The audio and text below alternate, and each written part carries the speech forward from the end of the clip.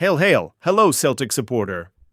This news just dropped and I'm bringing it to you firsthand, hot off the press and already making waves among the Hoops fans.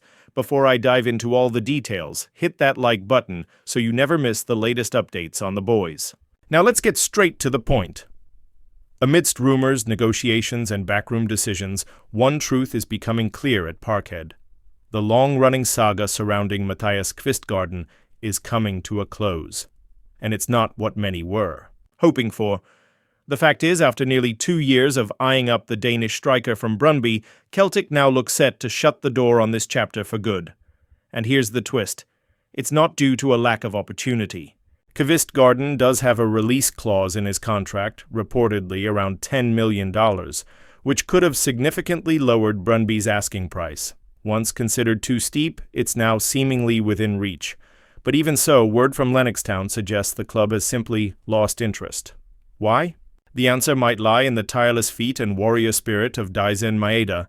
The Japanese forward, originally signed as a wide option, stepped up to replace Kyogo, surprisingly sold to Rennes, and he's absolutely thriving. He's already netted 31 goals this season. 31. A number that speaks for itself.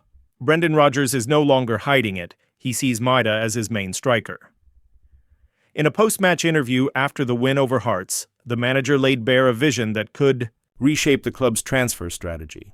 I do think he can be our main striker. Moving him back to the wing would mean we'd need to find a top-level number 9, and with all due respect, it's easier to find a great winger than a striker with his energy and commitment, Rodgers told Celtic TV. It's a strategic choice. With Jota returning and Maeda in blistering form, the club no longer sees the need to pay a January premium for Kvistgaarden, and now, with the summer window approaching, the context has changed. Kvistgaarden, still young and talented, has under 2 years left on his contract and plenty of potential, but might end up being nothing more than a footnote in Celtic's recent transfer history. The focus could now shift to other areas. A game-changing winger, a new left-back, especially with Greg Taylor likely to leave, maybe even a striker, but not for ridiculous sums. The planning for the UEFA Champions League qualifiers requires precision, not just excitement. Some fans might still question it. Wouldn't it be wise to have 2 top-level strikers? Especially with Johnny Kenny clearly out of the picture and Adam Ida struggling for consistency this season, Ida himself seems to be feeling the weight of the shirt, unable to recapture last year's spark. But with Maeda delivering what he is it really worth spending $10 million on someone who'd likely sit on the bench?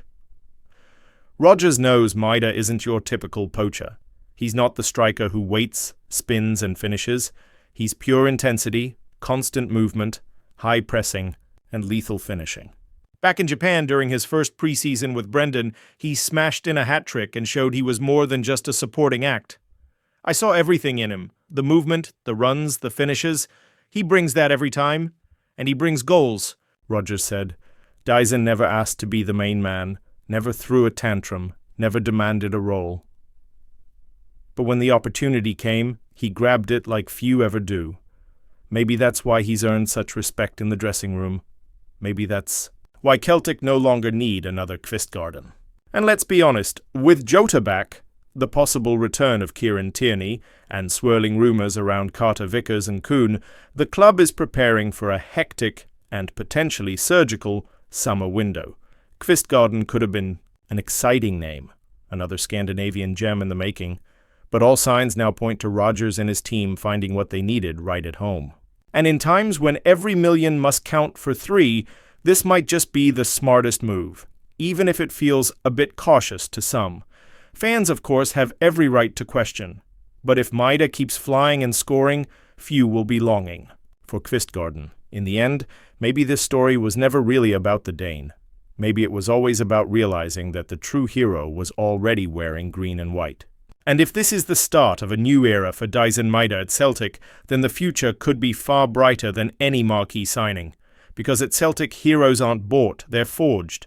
And maybe, just maybe, we're witnessing the rise of another one.